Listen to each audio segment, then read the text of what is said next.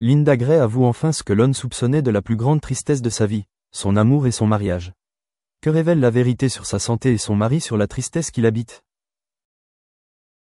Née le 12 septembre 1940 à Santa Monica, en Californie, aux États-Unis, Linda Gray est l'une des icônes les plus sexy et les plus puissantes du cinéma américain, notamment connue pour son rôle de Sue Ellen, la cygne dans la série à succès, Dallas. Pendant des décennies, son image publique a été associée au luxe, à la beauté élégante et à des histoires personnelles apparemment paisibles sous les projecteurs hollywoodiens. Mais derrière son maquillage et son aura scénique, Linda Gray souffrait d'une profonde tristesse, la plus grande qu'elle a finalement admise dans les dernières années de sa vie. La perte, le vide laissé par 2 mariages et un profond sentiment de solitude, même si elle n'avait jamais vécu seule.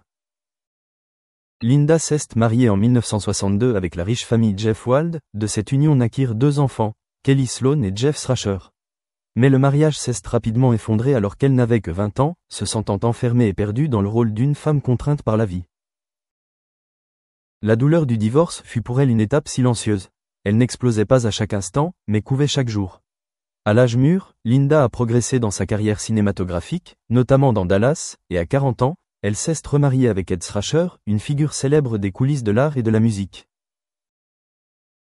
Ce mariage a duré plus de 20 ans, mais a aussi été marqué par des distances tacites entre eux deux, entre la lumière de la célébrité et les ténèbres du quotidien. Tous deux partageaient le silence de la tristesse, sans dispute bruyante, juste un sentiment de distance entre le ciel de la célébrité et l'intimité de leur âme. La plus grande tristesse que Linda Gray a cachée pendant des décennies est le sentiment de n'avoir jamais été suffisamment aimée, jamais vraiment comprise par l'homme qu'elle considérait autrefois comme son mari.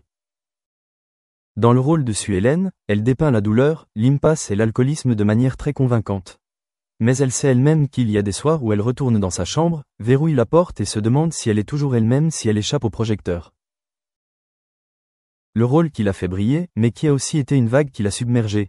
Les gens adorent le personnage de Sue Ellen, malgré sa douleur intérieure, mais ne voient pas que Linda voulait vraiment être sauvée. Parfois, Linda observe son mari de loin, le voyant non plus comme un ami qui partage le travail, mais comme un partenaire de compromis, peu apaisant et peu compréhensif des tourments qu'elle porte en elle. Ils se sont séparés lorsque la vieillesse a frappé à la porte, non pas à cause de violentes disputes, mais parce qu'ils ont réalisé que la distance et le silence étaient devenus les choses les plus difficiles à partager. Cela lui a fait admettre que le plus grand échec de sa vie n'était pas ses rôles ratés, mais sa propre famille, où elle ressentait le manque d'amour véritable, malgré les éloges et la gloire des médias. Après sa rupture avec Ed Thrasher, Linda a lutté pour réorganiser sa vie. Elle n'a pas abandonné la scène, mais s'est retrouvée perdue parmi les jeunes, sur des scènes qui ne l'attendaient pas. Sa santé s'est clairement dégradée à cause des maladies liées à l'âge, dégénérescence de la colonne vertébrale, problèmes digestifs, perte d'équilibre, ce qui la poussait parfois à se demander si son corps lui permettrait encore de garder la forme et de bouger comme avant, pour se tenir sur le tapis rouge ou se produire en public. Cette mère de 2 enfants confiait que sa tristesse provenait non seulement du manque de vie émotionnelle, mais aussi du déclin de sa force physique. Toute femme forte a ses limites, et lorsqu'elle a réalisé qu'elle n'avait plus assez de force pour maintenir l'éclat des projecteurs, elle a connu de longues journées de silence spirituel. Sa famille s'inquiétait pour elle, surtout lorsqu'ils la voyaient chanter doucement quand personne ne l'écoutait, la voir silencieuse lorsque les autres parlaient ou écrire des phrases qui semblaient incohérentes comme avant. Kelly et Jeff Thrasher s'étaient occupés d'elle avec un dévouement infini, remarquant chaque tremblement de ses mains, chaque jour où elle oubliait le nom d'une chanson qui avait résonné autrefois. Mais cette tristesse ne pouvait être guérie par le simple amour. C'était dans la nature même de sa blessure qu'elle n'avait jamais choisi d'en parler. La carrière de Linda fut à la fois glorieuse et décevante. Dès l'apogée de Dallas, elle fut nommée au Golden Globe et devint l'égérie de la télévision américaine. Mais avec le temps, lorsqu'une jeune génération d'acteurs la remplaça, Linda ne fut plus exposée aux rôles lourds.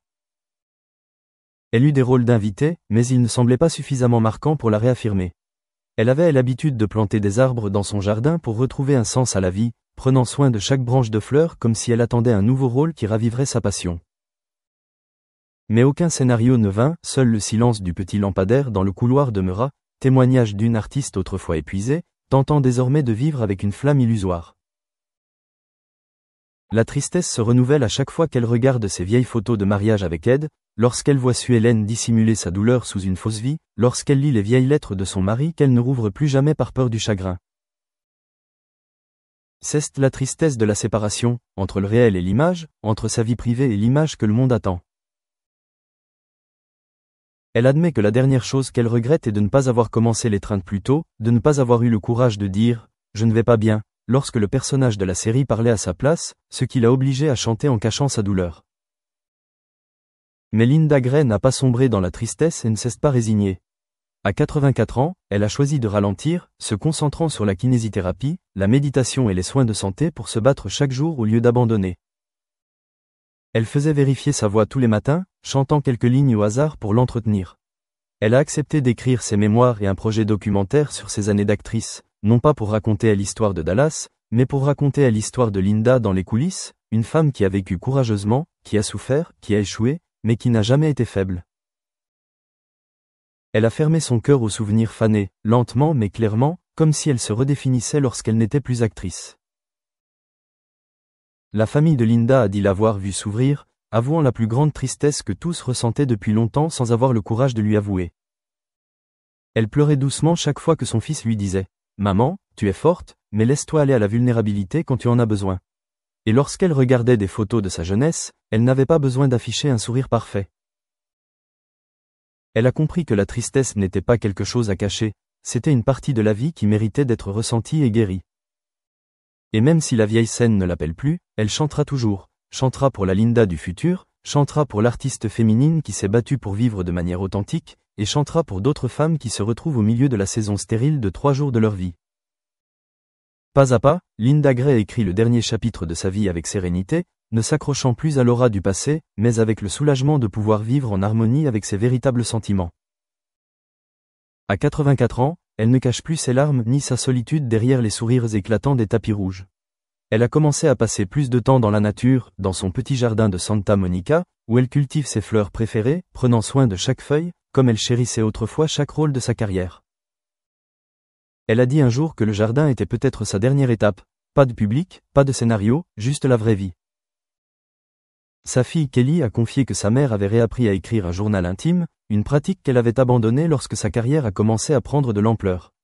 Les pages sont désormais devenues un lieu sûr pour Linda où elle peut déverser toutes ses émotions, de sa nostalgie pour son mari décédé à ses nuits blanches dues à sa mémoire défaillante, en passant par son rêve inachevé de mettre en scène une pièce qu'elle n'a jamais eu l'occasion de jouer.